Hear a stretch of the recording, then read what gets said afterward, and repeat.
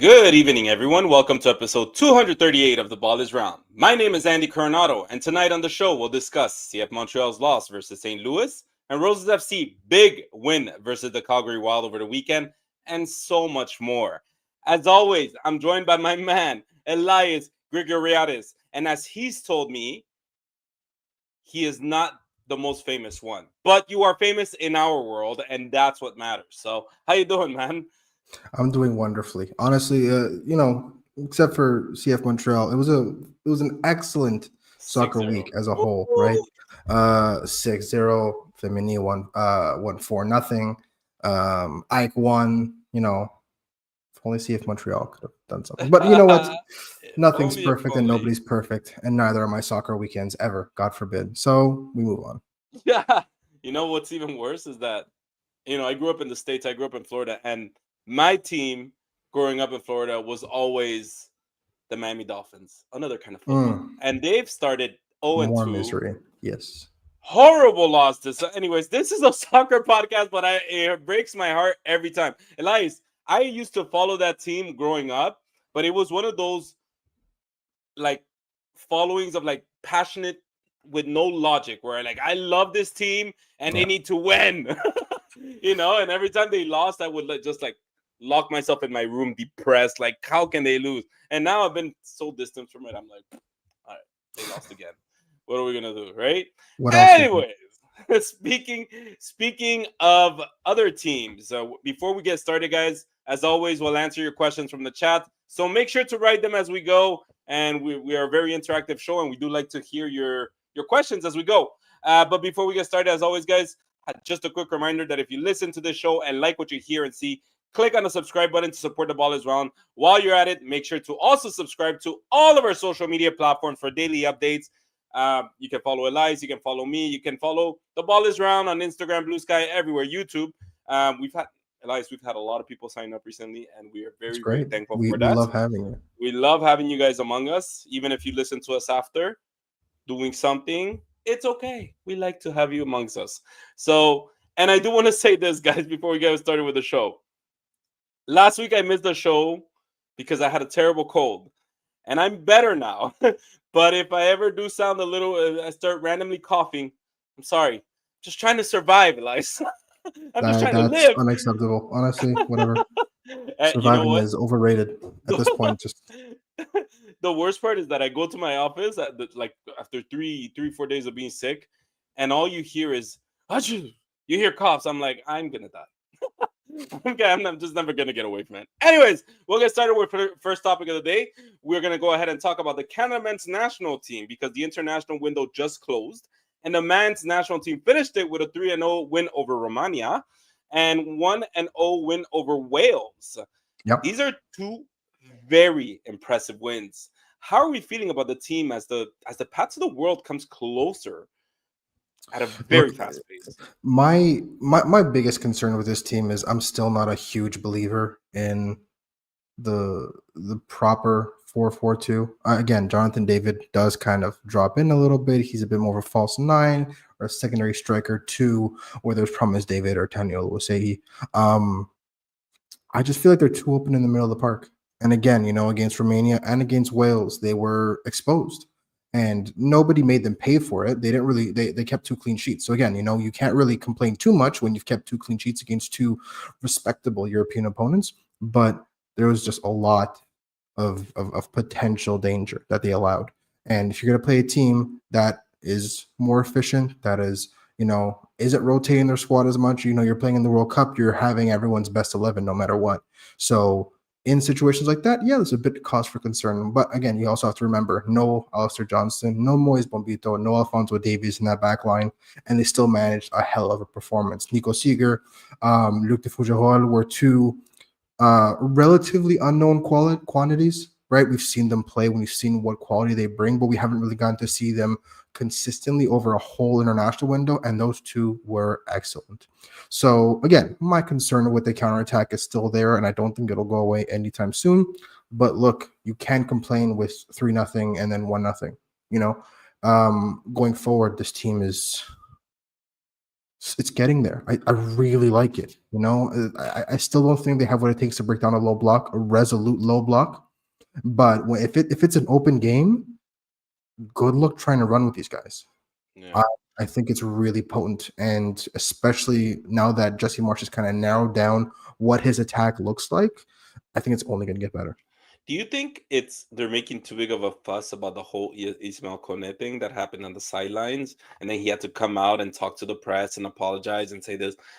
I mean, it's been a few years that he's had a few issues off the field, even in Montreal. Do you think this is we're making this a bigger issue than it has to be, or do you think it's justifiable and maybe people should kind of start questioning whether he actually deserves it? What do you think? It becomes an issue once it's an issue. Like it's an annoying tautology, but it's an issue only when it becomes an issue. I don't think that right now it's anything pressing. Yeah, the stuff that went down with Marseille wasn't great. There's people murmuring about stuff at CF Montreal as well, but like Yeah.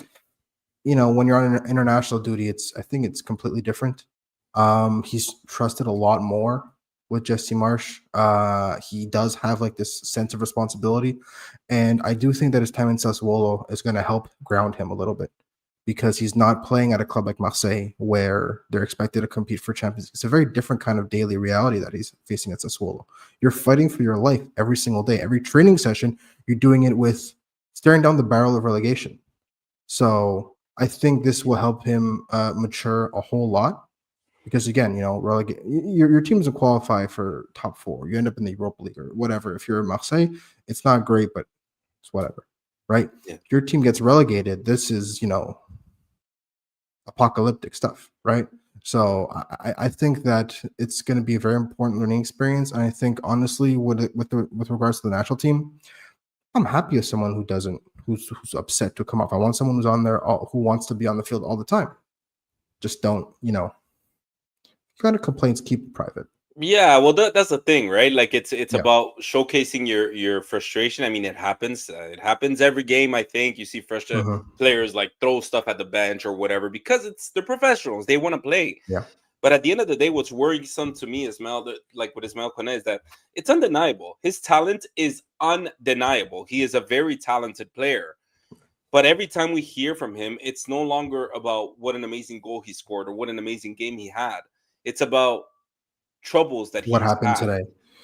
Yeah, and that's where it becomes, his name starts getting surrounded with trouble. And how many athletes in the past, very Mhm. good athletes at that, huh? Not bad ones necessarily. We can talk about Mario Balotelli, big names that had a lot of issues off the field, but were very performing in the field as well. So it was hard. It was kind of difficult to argue. Say, oh, but he's so terribly behaved, but he puts on great performances. So that's why to me it's a little bit worrisome that we continue hearing about stuff off the field and not enough about in the field. So it's something that we're gonna have to keep an eye on, especially going into the World Cup. But let's go ahead and speak about the future because we already spoke about the past. There are some very important friendlies that have been announced versus, and correct me if I'm wrong about this, Elias, Australia, Ecuador, Colombia, and Venezuela, at least in 2025. Yeah. As Jesse Marsh and co start defining what this team is, I guess their identity is as they head into the World Cup.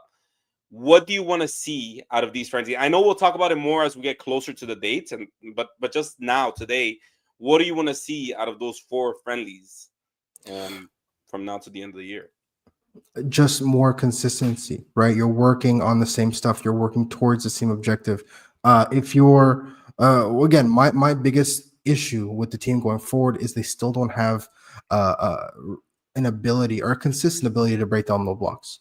So if you have that and you have people that are now find themselves in positions of leadership and consistently get these patterns of play and this familiarity growing, then yeah, I think it's going to become a lot more efficient and a lot more reliable because the Wales and the Romania game were fairly open games, right? There's a lot of back and forth.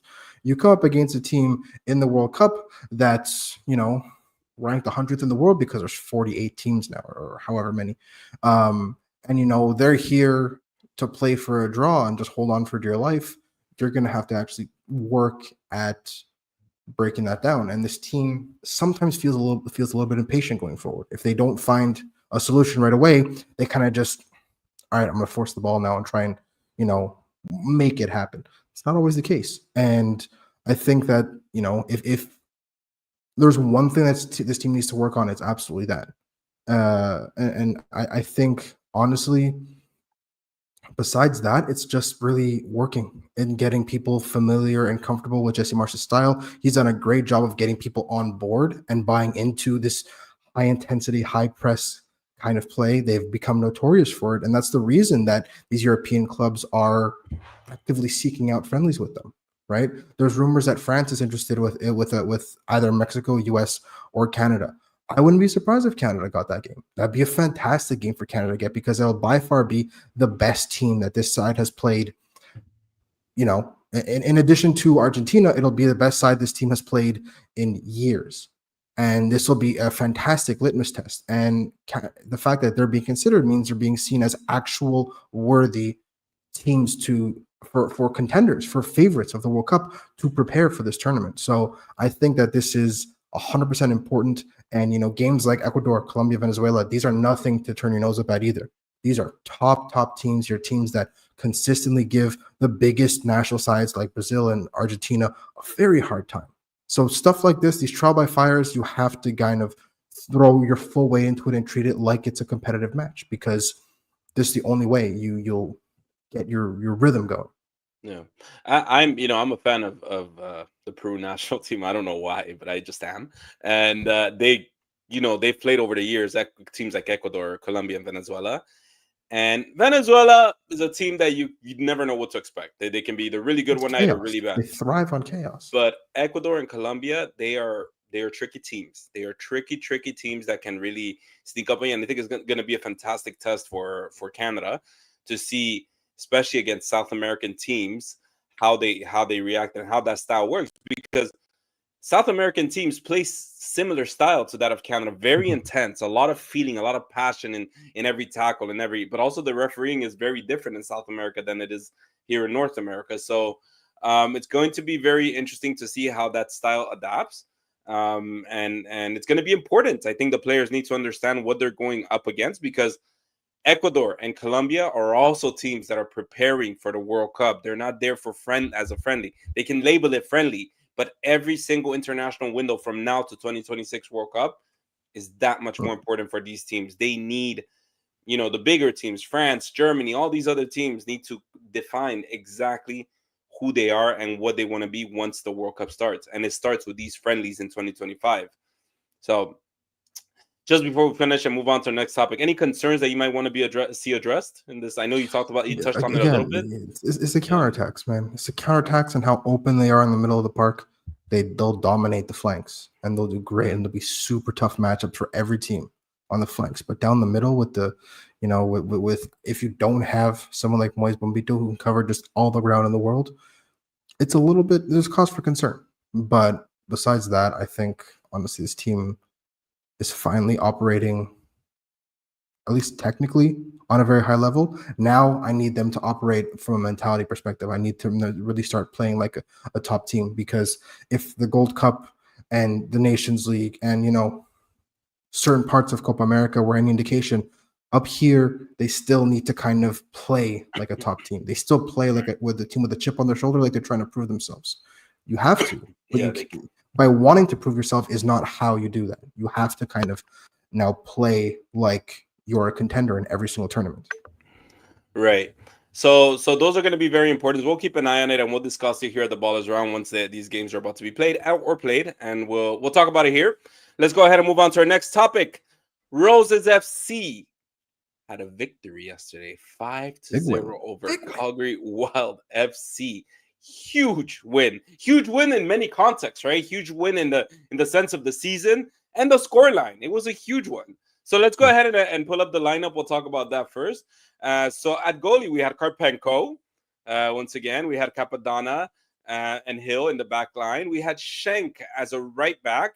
And we had Megan Sauvé as a left back. And then we had Bibot and Hess as midfield. Magnard as a forward, almost a left mid, kind of shifting around. Paquin as a left mid, attacking also, and Boychuk and Shairim as attackers. So great game, first of all. I thought it was a great game for Roses FC. But what a terrible game for Calgary. Yeah, Is there this anything in is particular that stood out to you about the lineup when you saw it? the lineup itself. Yeah, I mean the fact that there was, you had someone else that had to, you know, play in that left back position. I was very curious to see how that would play out and how fluid this team would be, right? Because at some points you had Ali Hess dropping deep alongside Hill and Capadonna and almost playing like a back three, but in possession. You had Megan No Sauvé. Whitaker. We talked about no Whitaker. Look, I mean, we talked about her performances, right? They've been a bit inconsistent. Last week, she did much better against Vancouver, if I'm not mistaken. It was a decidedly improved performance. But look, right, there's no one on this team right now whose position is beyond dispute, right? Everyone still has to earn their spot. Everyone, and if you have a dip in form, this is a professional soccer club. You need to face the reality of, there are expectations. You have to compete for your spot. You have to compete for your job. And so I don't think this is by any means of the imagination that Whitaker is like, in the doghouse or anything. But Robert Rosatoyu has a responsibility. If a player is not operating, the way he needs, he has to try and find a solution. And what Megan Sauvé brings, I mean, we talked about her insane work rate and just the fact that she does lead by example in terms of a mentality, but also just performance wise with the kind of game she has. I was not surprised to see her and her versatility kind of take a step back into the fullback position. And yeah, honestly, look, it's a 5-0 win. You can't really argue with that. Montreal's had Calgary's number all year, right? They won 2-0 both games, if I'm not mistaken. After Calgary won the first game between the two teams, right? Yes, I I'm pretty believe sure, they're undefeated. but the Yeah, last two games that before Saturday that Montreal and Calgary played, Montreal was the dominant force, right? There was both 2-0 scores, but it could have been so much worse. And I think this is one of those games where you see that Montreal didn't let their chances go. yeah. And frankly, the last two games that Montreal won 2-0 apiece could have also been 5-0 games. But I'm happy that this side was looking a lot more efficient, was looking a lot more deadly. That's something that Montreal has never lacked for creating chances. They've always had good look, no matter what game they've played. They've always had good looks at goal, and they've always let chances slip past them. And yesterday was one of the few times that I could think they finished a lot more of the chances than they missed out on. And that's again, Latifa Abdu. You kind of wonder, is the offense going to suffer? Well, everybody stepped up today. Everybody stepped up and got involved. Monyao, Boychuk, Paquin, Hill got her customary goal. She scores every other game at this point. Kang Chae Rim was also super involved. She didn't score, but she was creating constantly. So this team going forward looks a lot less dependent on a single player now. Right, you're And losing what? Latif Abdu. That's obviously a huge loss. There's no two ways about it. But that's forced this team to kind of score and win games now by committee, and not just going Latifa. We need a goal from Latifa, and then maybe we'll kind of figure it out. No, everybody chips in, which I really dig.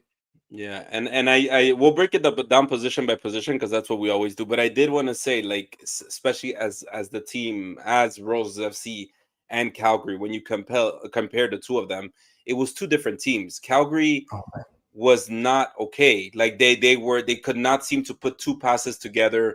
They seem to be very shell shocked, and it's weird. It's almost like they're playing the first game of the season, but we're towards the tail end.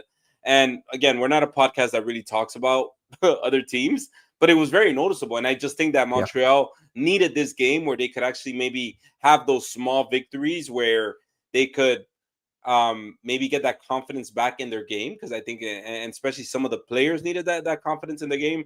When you talk about Stephanie Hill, you can talk about Tanya Boychuk, who's kind of been not performing. I don't want to say that the biggest difference was removing Whitaker from the game. No, I still think she's very talented, but we said it in this show. It just felt like the past 5-6 games of Roses Mhm. FC, Whitaker was non-impactful, if anything, a liability. So it was a big change to bring Schenk to the right and bring lower Megan Savo down to the left back. And I thought she did a fantastic job. And also, she wasn't wearing the captain's armband this weekend. It was Tanya Boychuk, which is fine. They're co-captains, but maybe that had a difference. We don't know. But the point is, it was two different teams, two different performance, and Roses FC very dominated the Calgary FC, and it was very obvious that they were, in two different rhythms on Saturday. But I do think that there were some standout performances, and we'll talk it one by one.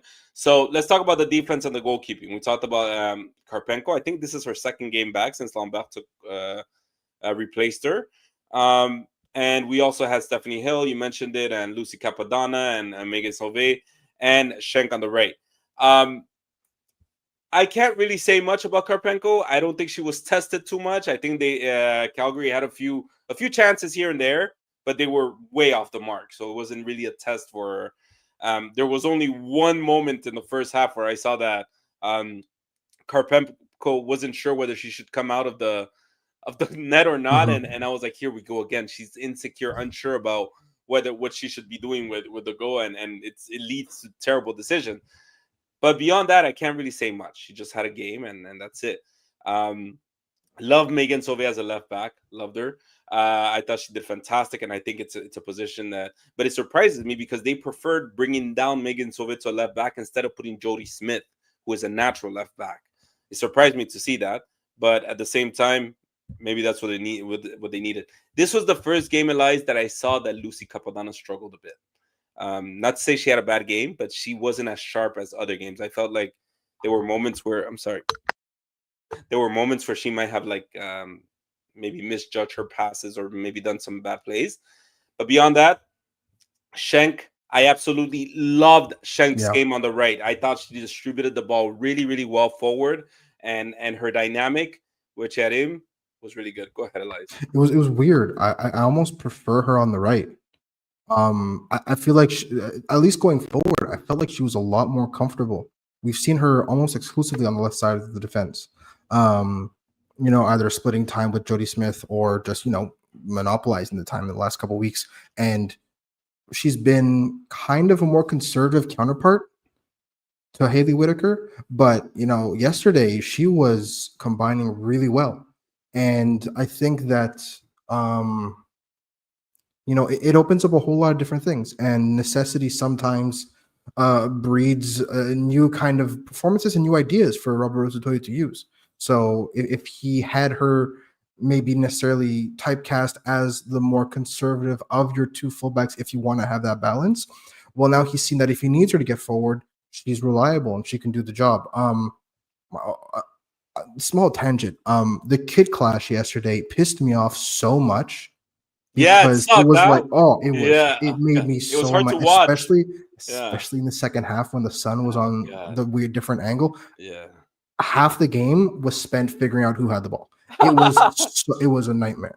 But overall, defensively, it's kind of tough to grade a team that, or at least a defensive group that didn't really have all that much defending to do, right?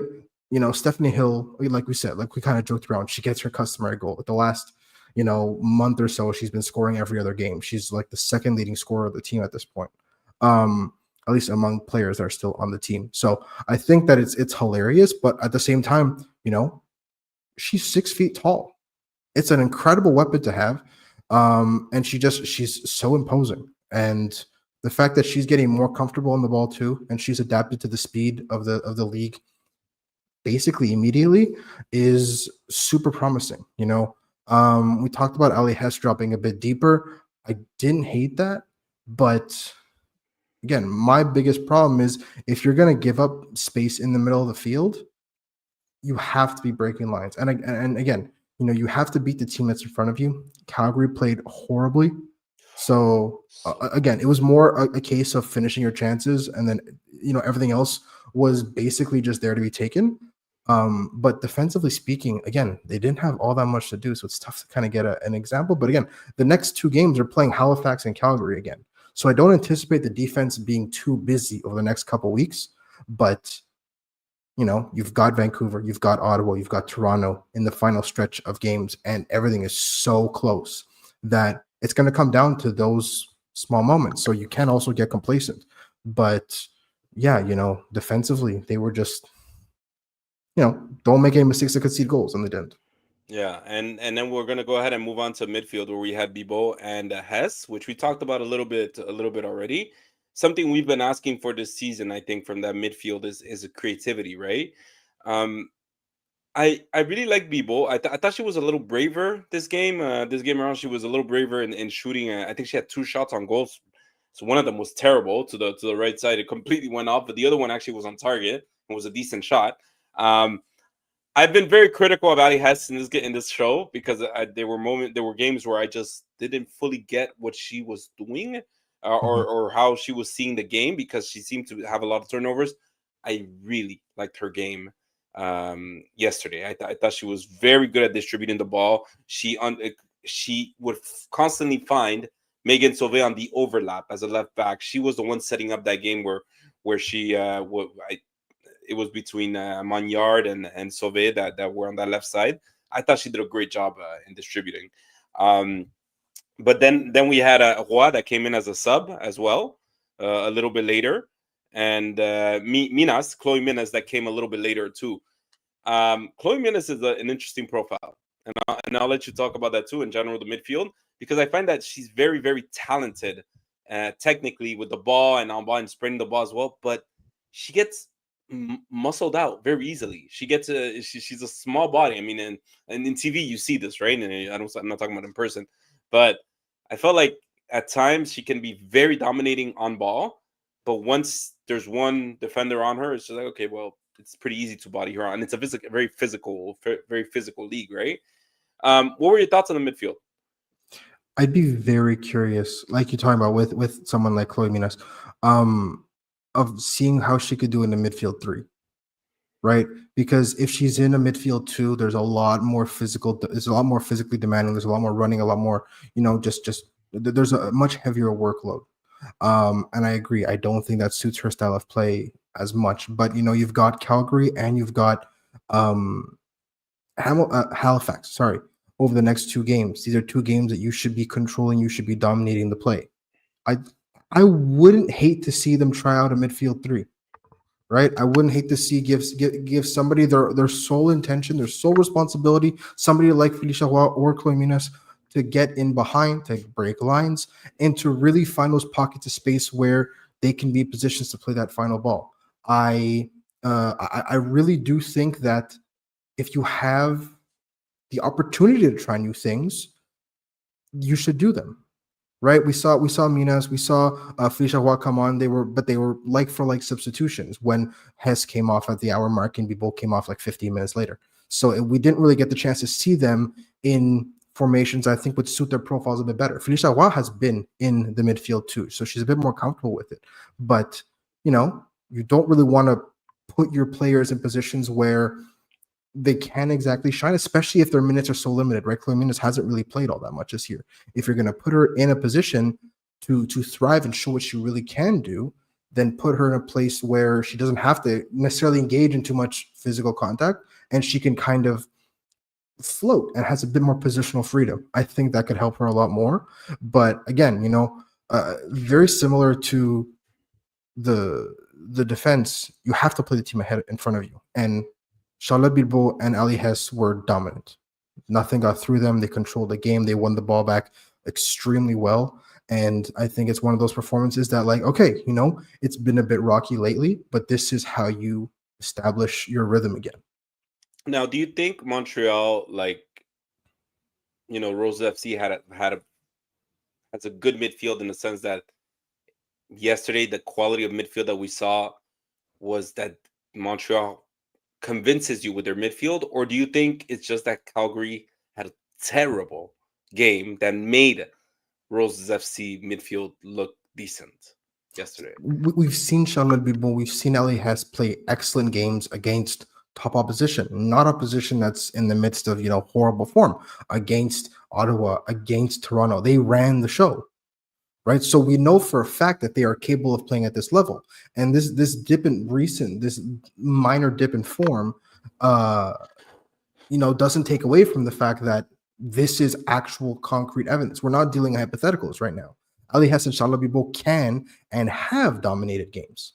So games like this, where you don't have as much to do because you are dominating the game from the get-go, if that helps you get your confidence back, it helps you get your rhythm a little bit and kind of helps you settle back into going, okay, we are, among the best midfields in the league and for a good reason, then I'm all for it. But I mean, we've seen these performances, these excellent performances from in the past, and there's no reason they shouldn't be able to do it in, the home stretch of the season. All right. Well, now we're gonna get to the fun part because it is we do have to talk about the attack because the attack was something else yesterday.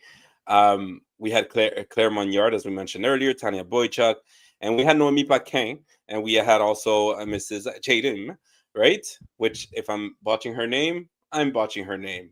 I'm so sorry, but I was very impressed with the attack. I thought there was cohesiveness, there was an understanding between all of them.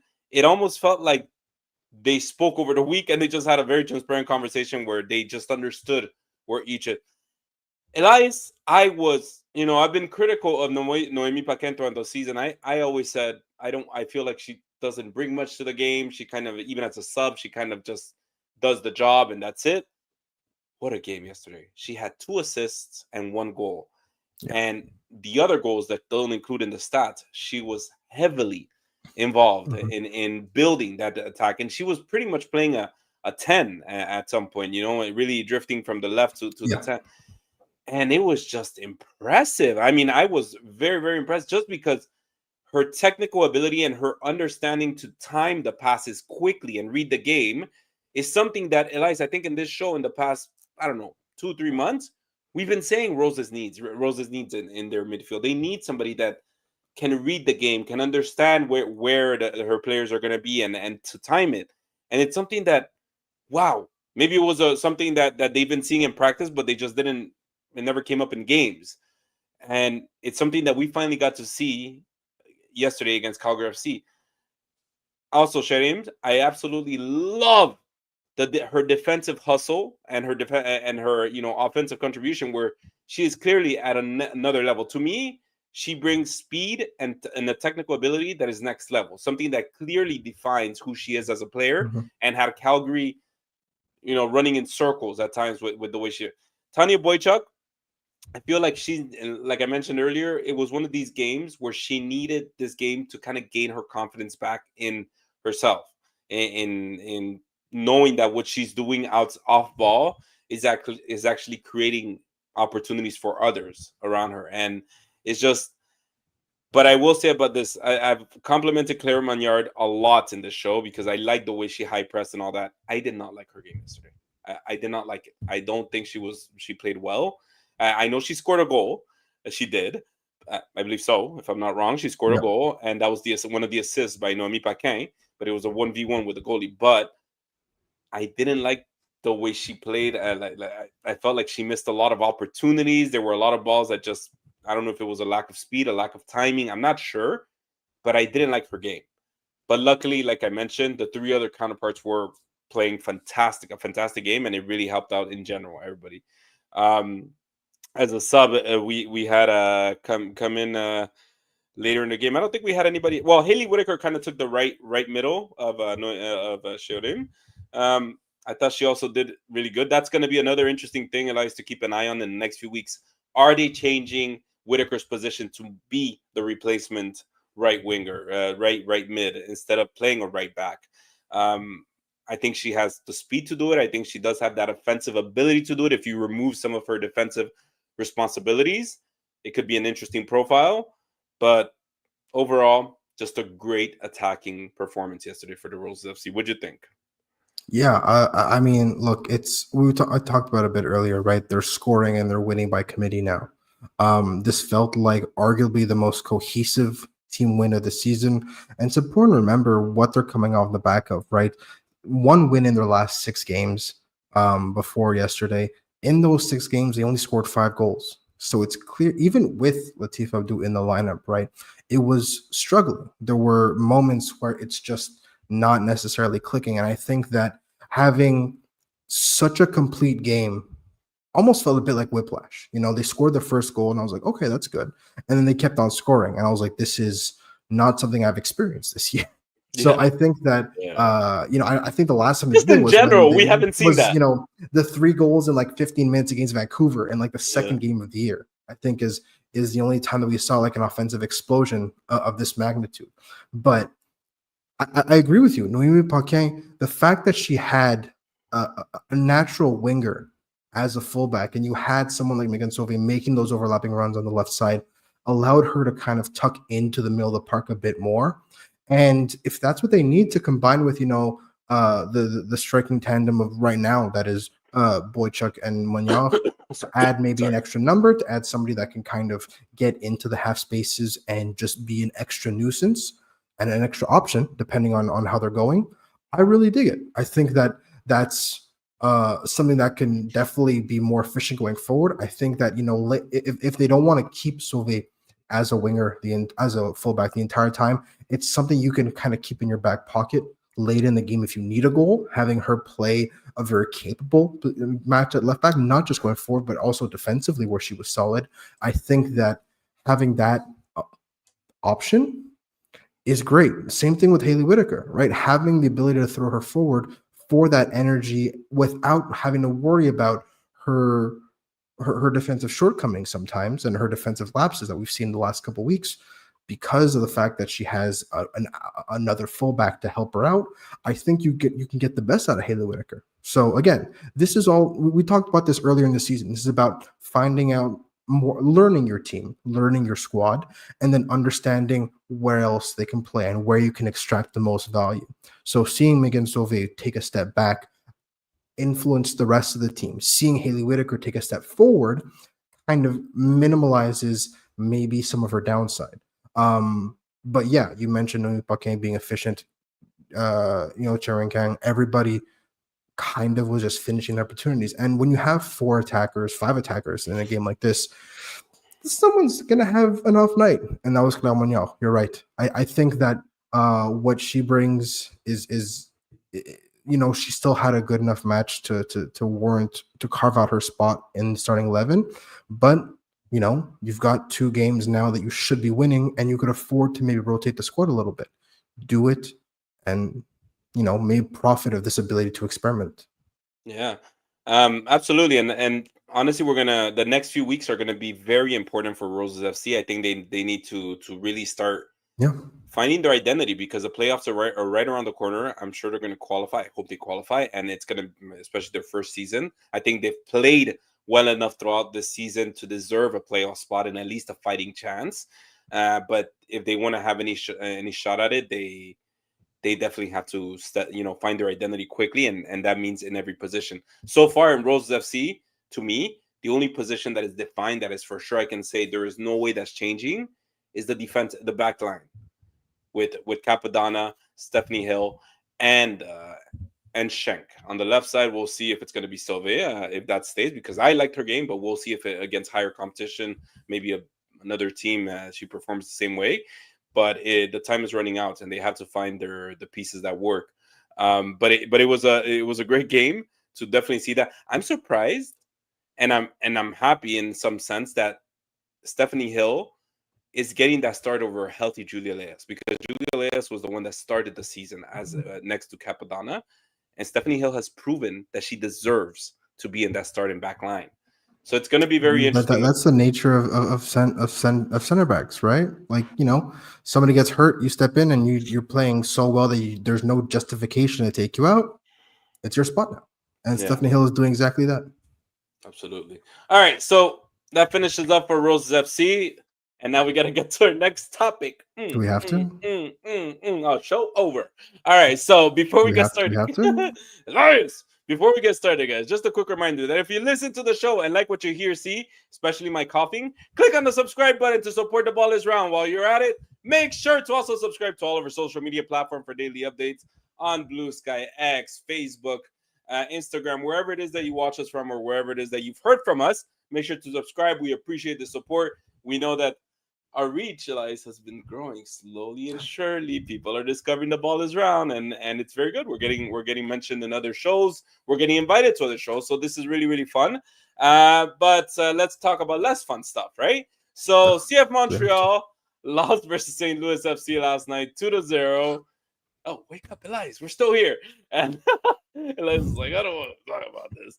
But let's talk about that lineup first. Yeah. Talk about that lineup first. So at goalie, we had Jonathan Sirois, Fernando Alvarez, Brandon Craig in the back line. We had left back Luca Petrasso. On the right back, we had David Bugai. On the midfield, the big return of Mr. Samuel Piet, Matty Longstaff, and the big name, Ivan Jaime as a left mid, and Loturi also as a three mid last night. Kind of weird combination there. And Dante Sealy at the right middle, and Prince Owusu as our striker. Now, before we move on to talk about the game, we had Normand that asked us a question about the lineup. Was Donadel partly or mostly responsible for yesterday's loss? Now, this is a very interesting question. Was his starting lineup appropriate? Were his changes too late? These are very good questions. These are incredibly good questions. I feel like all these questions are. I feel like we're going to answer the first question a bit later, but the lineup in and of itself, I have to say, I didn't really dig it. I was a bit surprised with the fact that he would field what is respectfully, in a way, starting 11 and not a home starting 11. You've seen him stack the midfield with 3 box-to-box midfielders when they're on the road, when they batten down the hatches and they look to hit back on the counter. We've seen them do that. You are playing at home against the worst road team in MLS, against a team playing so poorly right now. For the first time ever, they are ranked in the CONCACAF coefficient rankings. They are ranked below a CPL team, right? Everyone was joking and talking shit about how Montreal's a CPL team. St. Louis is actively playing like a CPL team, like literally by empirically, right? So I don't understand why you field this 11, this extremely conservative 11, and Marco Donadel kind of admitted mea culpa at the end of the game, after in the post-game press conference. So yeah, I do think he got the starting lineup not completely wrong, but definitely not right. He got it wrong. He got it wrong because the first player I see, pull up the lineup again, Elias. Let's look at it. I'm not gonna go one by one, but who's the first person that comes out? Jonathan Sirois. Why? Why? Are you gonna tell me it's because Gillier just came back from international window? Unless this game was meant to be Jonathan Sirois goodbye party at Stade Saputo, I don't see any other reason, unless you want to win last night against, like as you mentioned, a team that is not the best in the MLS, very far from it. Why are you replacing him? To be fair, if you look at this starting 11, except for Dante Sealy, everyone that was gone for the international break did not start. Right? Sinchuk was gone. Morales was gone. Escobar was gone. Guboglu, Gillier. I'm not saying that there's a reason. This is just an observation I'm making. Right? At the same time, if this is Jonathan Sirois getting a chance, because look, Marco Donadel laid it out. If you train well and you play well, you play. And Thomas Gillier has done nothing to justify him not being in the lineup. But at the same time, Jonathan Sirois has not done anything to justify his removal of the lineup. He hasn't been all world, but he's definitely been, by MLS standards, solid. He's definitely been all right.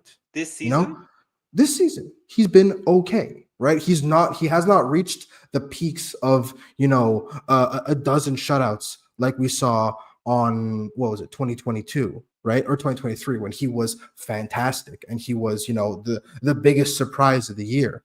But he's by no means been playing poorly, right? Especially when you look at the defense in front of him. So I understand. I don't understand, but at the same time, it's not completely illogical to give Jonathan Sirois a game, right? I don't think he gets the next game, but he gets a game.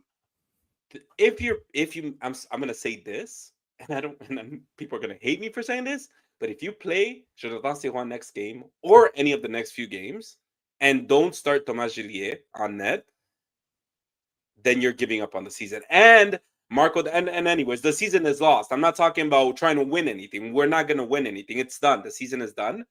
But you still want those moral victories. Marco Donadel said it last night in the press conference. He said, I have a decision to make. I don't know if you remember that. He said, I have a decision to make, Yeah. whether I get ready for 2026 or I actually want to make something out of 2025. You can't make Right? anything out of 2025 except for trying to finish above Toronto. There's nothing else. You had Yeah. two objectives. You finish above Toronto, you don't finish in last place. You're back in last place now. But The he has die a hath decision been to make. cast. Yeah. You have to now play like your life depends on it, because now it's not only is it a bad season, it's now back to being the worst season in CF Montreal history, Montreal Impact history. You don't want to be attached to that. Nobody wants to be attached to that, to being the worst in the history. But let's go ahead and break it down, okay? And I want to make sure we answered all of Normand's question, and we'll talk about some of the questions as we go I feel like along. we're going to answer his But question in yeah. steps. But Step one but I was did answer want the to talk lineup. about the lineup. I do, to answer Normand's question, Yeah. as I mentioned earlier.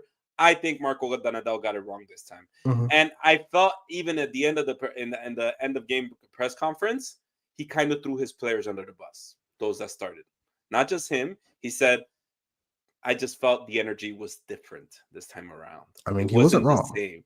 He He was wasn't not wrong, wrong. but he's always been honest, right?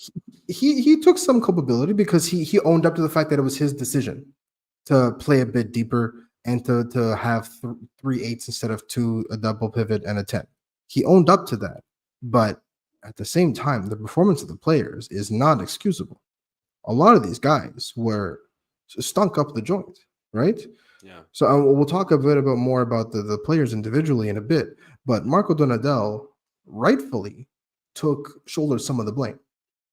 Yeah. Doesn't justify, just because you mess up your tactics doesn't mean that this team, who again is unbeaten in the last 5 MLS games for whatever that's worth, doesn't mean that that justifies them losing 2-0 against the worst road team in MLS, and based on current form, the worst team in MLS. Yeah, and that's something. Let's get, you talked about it. You spoke about it. That they stunk up the game, right? So let's go start from the beginning. We Ugh. talked about goalkeeping, right? Jonathan Sirwan in the net, and then in defense we had Fernando Alvarez and Brendan Craig, and we also had at the left back Luca Petrasso, and on the right back Dawood Bugai. Now, I just felt like yesterday St. Louis was playing, the forwards just knew they were playing with young kids, inexperienced, and they took them out of their game. They took them out of the game. They knew how to manipulate their bodies to make sure that they like kind of distract them. That's what I felt the two goals were just them kind of playing eye candy and taking Fernando Alvarez and Brandon Craig out of position. I don't know if you rewatched the first goal, but in the first goal, Brandon Craig falls for the he gets turned around by the forward. I forget his name right now, but number 9, who honestly was impressive how much he hustled throughout the field for St. Louis. But it just felt like they were taken advantage of in the sense of experience, right? In the experience that they brought to the field. And it was tough to watch because, especially for the left back and right back, it felt like the past 5 games we've seen a fantastic, and we said it on this show, we've seen a fantastic version of David Bugay with Henry Sinchuk just play off of each other, taking the best version of each other by playing with each other. But yesterday we were back to seeing Dante Sealy with Dawood Bugay, and I'm sorry, but it doesn't work. It doesn't work. That combination is weird. It just, they don't understand each other's games. And same thing on the left side with Luca Petrasso. I felt like with Ivan Jaime, they're just not in the same page completely. I don't know if Ivan Jaime understands fully Luca Petrasso's game and vice versa. And it was very ugly to see because it was not working. And I will say this too. I don't think St. Louis was a better team than CF Montreal yesterday. They weren't. They I made do. You thought they were better than CF One Montreal, or million do you think percent. CF Montreal let them play better than them? Doesn't matter. You played the team. We just talked about this with Montreal. You played the team in front of you. If Montreal lets you be the better team and you are the better team, then congratulations. No, but I just think St. Louis took advantage of opportunities that they had that CF Montreal gave to them, and that's why they scored. And they merited. I'm not taking any merit away from that. But the rest of the 90 minutes, if you watch the whole game, St. Louis turned over the ball on themselves. By themselves, they literally couldn't pass it to each other. So that's what I mean. Like, it's like this team isn't that good. But No, it seems terrible. how many times has it happened that the other team is not that good? They're playing terribly, but CF Montreal cannot seem to get them out of their own way. And I felt like that's what happened with the defense yesterday. They just didn't find a way to get out of their own way, and they I don't know what was your thoughts. And by the way, I know I tweeted about yesterday, and I might be reading too much about this, Elias. Maybe you saw differently, but it almost, after the second goal, they were taking they subbed Fernando Alvarez out, Yeah. right, to bring in Efraim Morales, and I just kept my eye a close eye on him at the stadium, and for some reason, even in the loudspeaker, the announcer said it. Fernando Alvarez is coming out for Efraim Morales, and Fernando Alvarez almost seemed like he just didn't want to come out. And again, maybe you saw it differently. Maybe I'm the only crazy one that saw it that way. I didn't see anything different, but I was the least surprised I'd ever been in my entire life. And Patrick kind of said it, right? Very bad night. Very bad night is putting it lightly, right? Yeah. He Horrible night. Horrible. For all the credit I gave him over the last couple of weeks where he kind of bounced a little back, dropped a colossal stinker, right? The first goal was not only his fault. Luca Petrasso also fell asleep, but he was made to look very bad, right? Completely fell asleep, switched off. I forget the left back for St. Louis snuck in behind him, and free goal. Literally just a free goal. Jonathan Silva was left with nothing he could do except make yourself big and pray. And the second goal, right? You're on a counterattack. The only viable you have Brandon Craig on the other side, who's tracking back. You have Luca Petrasso, who's helping you. You are alone with the only other passing option, which is Joao Klaus. So what do? You leave him alone. You leave him free. He gets the ball. Now the Bugay has to come over because it's a free shot. Then Joao Klaus shows a great bit of composure, lays it over, and then again, Jonathan Sirois is left one-on-one. The poor guy has nothing. And again, this is a lot of the thing that Jonathan Sirois is super used to this because we've been talking about how his performances haven't been as good. Yeah, it's because this is the kind of chances he's facing every single game. Yeah. Right? This was a regular Saturday night for him. So yeah, that's another reason I don't really fault Jonathan Sirois for the way that his numbers look this season, because the entire defense, specifically Fernando Alvarez, but the entire defense was made to look amateurish by a team that is currently playing some of the worst football in MLS. I agree with you. So de facto, right, the power rankings are going to come out in like 2 days. Montreal is going to be 30th or 34th, whatever. They're going to be dead last, which is honestly where they belong right now. Yeah, and for all the good momentum that they've been, we've talked a lot about it in this show. We've been giving them compliments. They have been ties, and some of these ties have felt like wins, right? Some of these ties have we've seen really good football on the field. We've seen really good performances in general, and we've praised it. But yesterday, especially, I felt like it was a great evening of football too, where the stadium was, it wasn't. I don't think it was sold out, but it was very full. We've talked about the environment getting back in the field where people are getting excited. Elias, when I'm in the stands at Stade Saputo, yesterday I wasn't in the press box, I was in the stands, and you hear the fans, you hear the people talking. They're like, Ivan Jaime, they get excited. They're getting excited, that hype back. A lot of people were also getting excited that Nacho Piatti was present. But it was the fullest the Cfmtl had been all season, I think. Yeah, and it's just like once that second goal came in, I forgot what minute it was, maybe like 50th. It took the air out of the stadium. It did. And the worst part is, this can't even be a surprise anymore. This is how many times this season has this happened, where Montreal starts off the first or second half great, and then after 10 minutes, against the run of play, you take a goal. Yeah, It but happened twice last night. It's happened a dozen times this season, yeah. It's just right? it's weird because it's almost like Donadell, something was working and he just changed it. And he said mea culpa, kind of, like, and then, but it was also from the player standpoint, and we'll talk about it. Let's go ahead and move on to midfield because we do want to talk about Samuel Piet, Victor Lotori, and also Matty Longstaff. That kind of played. They were kind of a three midfield, but Matty was playing a lot higher. Um, it was working between Lotori. I felt, and anyways, that's my opinion. I felt like it worked between Matty Longstaff and Victor Lotori, and he added a Piet that has come back from a long time injury. Yeah.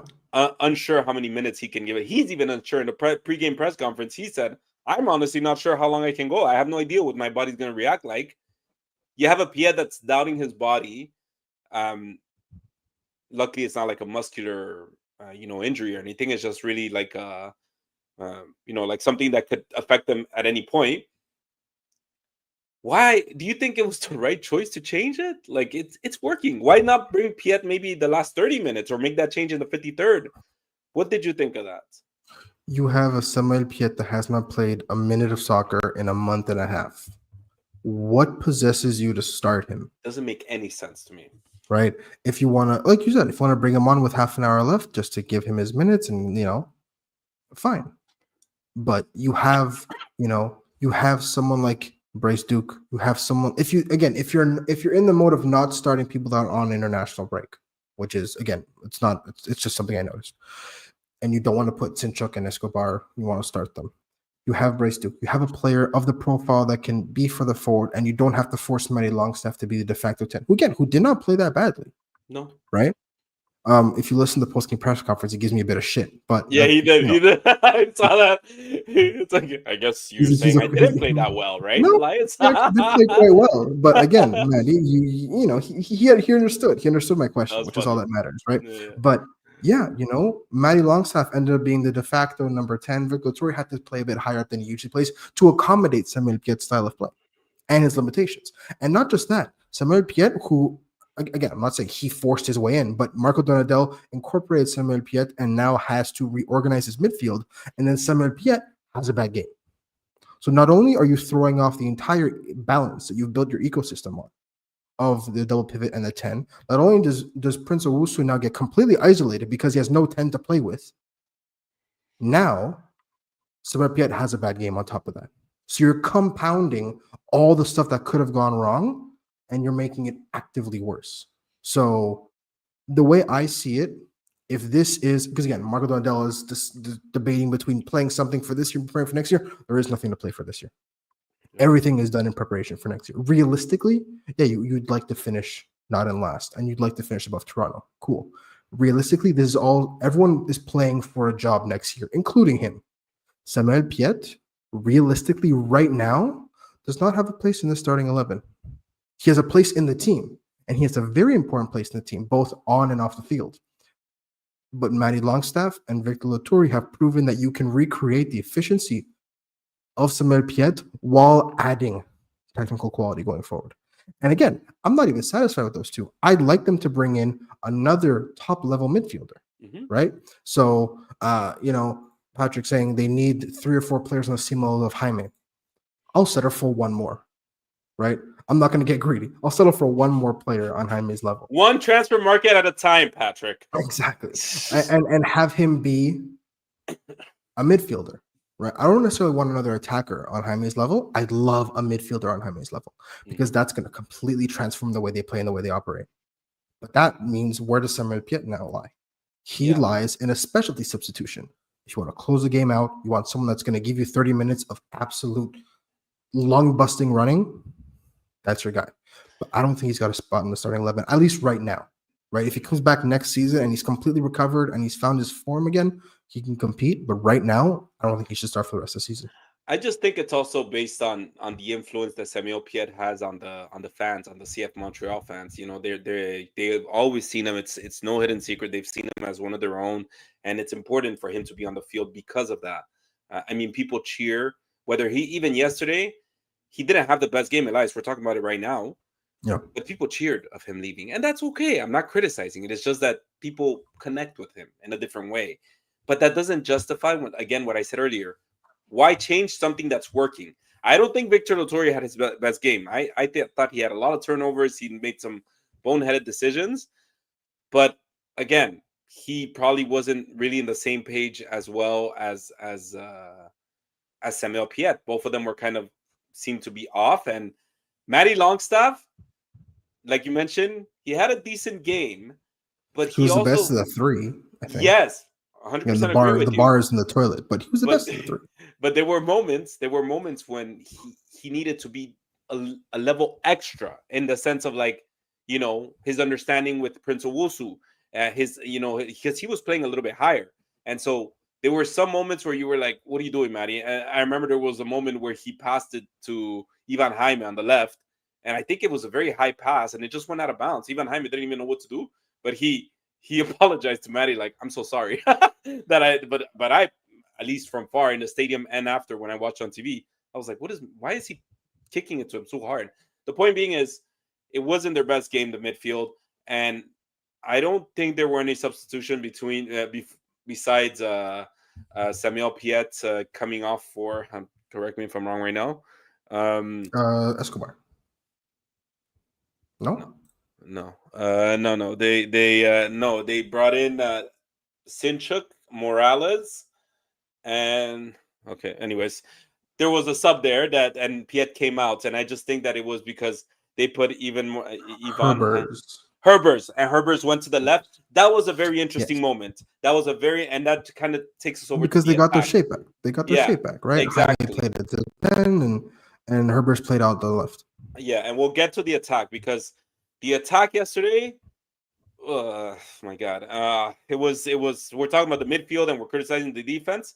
And by the way, I did want to mention one thing. In that first goal, you mentioned about Fernando Alvarez being and both Luka Petrosov falling asleep. That was a terrible clearance by Samuel Pietz the play before that gave St. Louis back the possession, which I was very surprised. Again, I have no idea if it has to do with him being maybe out of the game for so long or whatnot, but it was weird to see from him have such a terrible clearance that was right in the heart of St. Louis's off. But let's go ahead and move on to the attack. Even Jaime's first start for CF Montreal, Prince Owusu up top, and on the right side we had Dante Seeley, right? Mhm. We talked about Matty Longstaff, but what do you think of the three overall? Ivan Jaime. Let's talk about Ivan Jaime's first start, right? What do you think of his performance? Not since Victor Wanyama have I seen a player so clearly just better than everyone else on the team. Right? Again, that's what happens when you get a proper designated player into the team. But he operates both, processing and executing. He's at a different level. He is smoother, he's quicker, he's more consistent. And I think that this is all with a grand total of now officially like 90 minutes on the field with this team, right? There's only so much training you could do to learn your teammates before you need to actually do it in a game situation, which is why I don't really fault him and Luca Pachazo for not being on the exact same page. They haven't really had that much time together. So again, with that, I feel like Luca Pachazo is one of those players. He's like a chameleon where he can kind of fit with anybody. And so I think him and Ivan Jaime will do just fine together. But Ivan Jaime is so much fun to watch. Every single time he got the ball, you sat forward in your seat a little bit. You're like, Jaime's got the ball. Hold on a second. I can't say that about any player since Georgi Mihailovic and Romel Kyoto together. Right? You're mentioning big names, Elias. Again, I don't want. I'm not talking about output now. I'm just talking about the fact that somebody has the ball, you have my attention. What are you gonna say next, Right? Ignacio Piatti? Cool. Elias. Well, no, it hasn't been that long, right? Right. Again, you had an MVP front runner on your team 3 years ago, so that's also worth considering. Yeah. But again, he hit the crossbar in 2 games. If he's gonna score, he's going to score. He's gonna get assists. He has and will continue to create chances. And honestly, no one's gonna be able to stop him, right? From getting, I'm not saying that he's gonna get to do whatever he wants against any team, but he's one of those players that over the course of 90 minutes, he's going to get a look. He's going to get at least one look in every single game because he's that good. He's that kind of difference maker that, almost every other MLS team has in their back pocket that Montreal now finally has. The only thing now is, can you surround him with people that will make it work? Right, Prince Owusu didn't have that good of a game, but it's also, the key to defending Prince Owusu well is isolating him from everybody else. And when you don't have a 10 and you have two proper wingers that hold on to the touchline, Prince Owusu was by himself. And so, yeah, he did not have as good a game as he should. He could have scored. Remember, he made an excellent save at the end of the first half.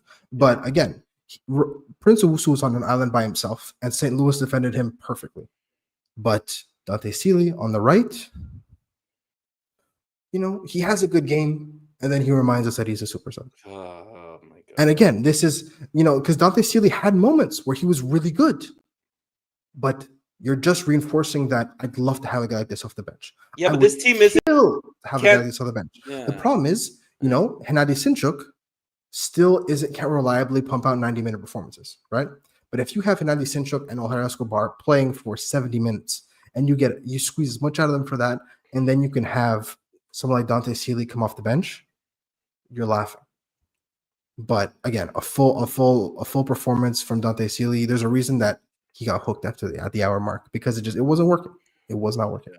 I got to say this about Ivan Jaime. I find his game very interesting. I found that St. Louis yesterday was respecting him a little too much and giving him space. And that's something that teams are going to catch on really quick in the last few games of the season. And that's where I'm going to keep a close eye on Ivan Jaime, where I want to see that what he's going to do once teams kind of catch on to his style and how he gets creative. Kind of like what we talked about Hennady Sinchuk, where teams seem to have caught on a little bit to how he likes to play, and they're double teaming him, and which is making him made him struggle a bit the past few games. But nonetheless, as you mentioned, when he had the ball, it was something that everybody in the stadium was holding their breath, because they knew that something interesting might come. Especially, I think he had a shot early on, maybe in the second or third minute. I forgot, but it was a nice curve. It was a nice curve, and that would have blown up Stade Saputo if that went in, because it was a beautiful goal. And yes, as you mentioned, he hit the post. So it's gonna be. I don't want to say it was good or bad, because I don't know what a good Ivan Jaime game is or a bad Ivan Jaime game is. We haven't seen enough. I will say this though. I do like that he's up for the physicality of the MLS. I've seen him be pushed around. And he did the running. He tracked back. He was involved defensively. He was so involved defensively. I was surprised. I was looking from everything we'd heard about him from Portugal was that he just does not care about defense. Yeah. And I saw him in Montreal's penalty area defending. So I was like, hey. I kept asking. I was like, who's that number 11 in the box? Is that Ariel Lassiter? And it was Ivan Jaime. So I was very happy about that. Yeah. But let's talk about Prince Owusu, because I'm concerned. I'm starting to get concerned, because you mentioned he didn't have his best game. People are knowing how to defend him. But it goes beyond that. It goes to me about body language. I felt that since the Toronto game, I said in the Toronto game, I was like, maybe it's because it was his former employer. He was maybe taking a step back, whatever. But yesterday I felt like he just wasn't in it. And I don't know if it has anything to do with maybe taking the captain armband from him, or Elias, I'm even scared to say that it has something to do contractually with him. Maybe they made him an offer and he didn't like it, and maybe now he's like, what am I doing here? I don't know. I'm just speculating here. But I haven't liked his game the past two games. I felt like, I know Patrick mentioned it, where he said that Prince maybe a striker too, because Prince has cooled down. I just feel like his energy has been lower. He was like an inspiring energy for this team, where he was just an engine that never stopped. We talked about it in this show a bunch of times. I believe he's MVP quality for this team, the way he's played the whole season, not just half the season. Let's not forget that Joseph Martinez won MVP last season based on how excellent he was at the end of the season. Prince Owusu has been the same way. Well, no, scoring less at the beginning of the season, but once he got it rolling, he's been nonstop. But I just feel like the past two games, something's happened. And I'm concerned. Obviously, maybe next week he scores 5 goals. And you take this clip and you say, what'd you say, Andy? Well, I was talking shit, right? But Dante Sealy, I don't think he had his best games. He had his moments, as you mentioned. But the thing for me, what was most important is always not just observe the player, but how he's complementing with the rest of his colleagues around him. And as I mentioned earlier, I didn't like the way he combined with David Bugai. I don't think they fit each other. But more than anything, I don't think that he complements very well Ivan Jaime. I find that they play very, as you mentioned, he's probably a better super sub of Ivan Jaime in the sense that he's very speedy. He's got his moments where he can do really well, but beyond that, he's doesn't do much. So I don't want to give him 80 minutes in a game. I'd rather have a Hennady Centric that I find is completely different from Ivan Jaime and complement each other so that defenses have a hard time. They don't know where to focus more. Right now, before Ivan Jaime came into into the team, they just said, let's just put our best defenders on the left side, or let's triple team David Bogai and Hennady Sinchuk. And who do you have on the other side? Nobody really. You had Caden Clark, who was always free, but that's it. And that's it. So I think that's important. Ojer Escobar made a small appearance. Didn't really impress me. What'd you think? He did all right. The team needed the team in the game needed a number 10, and he was that number 10. But again, I don't think that it wasn't enough to be a difference maker by then, because again, the game was, you're down to nothing. The game was basically shot. So, he came in and he tried, but everyone was a passenger. Nobody had a good game. Yeah. Hennady Sinchuk also didn't really do much. I just when they made that change where Ivan Jaime went to the 10 and Fabian Herbers went to left, I like Fabian Herbers' game, but we've gotten to see too little of it to really make a very good analysis as to how he fits under Marco Donadel's system. Bodie Hidalgo also can't really say much about him. With 5 minutes. Yeah, I mean it wasn't much, but Ojer Escobar, I found it very interesting that he replaced Ivan Jaime in the last few minutes of the game, because it feels like that's what we're going to be seeing in 2026, Elias. I feel like they were going to be, if both of them decide to stay here, if both of them are here, they both got to start. They both got to start. You think so? They both have to. Look. Next year, if the front line is not Jaime, Escobar, Sinchuk, if again, assuming Donadel stays and you keep the 4-2-3-1, they will. If your front three is not, or your three behind the attacker, the striker, is not Jaime, Escobar, Sinchuk, something's gone wrong. You've either brought in another designated player or something has gone horribly wrong, and there's no in between. Yeah, and for me, yeah, Patrick is saying if Jaime is going to be a winger, then we still need someone in the middle, which you're saying is Ojer Escobar. It could be that top level 8 if they choose to go in 4-3-3. The thing is, if they try and stay in the 4-3-3, they need a different striker from Prince. Prince is only as good as the players he plays next to, and in 8, if it's a 4-3-3, then he has much more work to do, and then all of a sudden he starts getting isolated, which is why he didn't play well last night. I'm not worried about Prince. It was a system set up for him to struggle. He was never going to have a good game even if he did score that one goal where he was, right before halftime. If he was not going to have a good game because St. Louis defended him perfectly, and the way to defend Prince Owusu is to isolate him from everybody else. Don't let him work in the hold-up play. Don't let him get his back to the goal and kind of start dominating you physically, and they didn't let him, right? Yeah. But I think if they go back to a 4-3-3, then Prince Owusu is a super sub, and they need to get another striker. Yeah. Well, no, we'll see. We'll see what happens. I mean, hot take. Do you think Prince Owusu is here next year? Yes. Starter, sub? I think he's a starter. Me too. I think he's a starter. I think Prince Owusu is back next year, and he's a starter. I don't think they're going to invest in a striker. But anyways, there's 4 games left for 2025. We're going to keep a close eye on it, and we're going to talk about it in this show because honestly, I think a lot of questions are being answered as every game that goes, and we're starting to discover who Marco Donadel is. Is Marco Donadel back next year, Elias? He can't keep making mistakes like this. He can't keep getting games so wrong that he's then forced to play catch up, and then by then it's too late.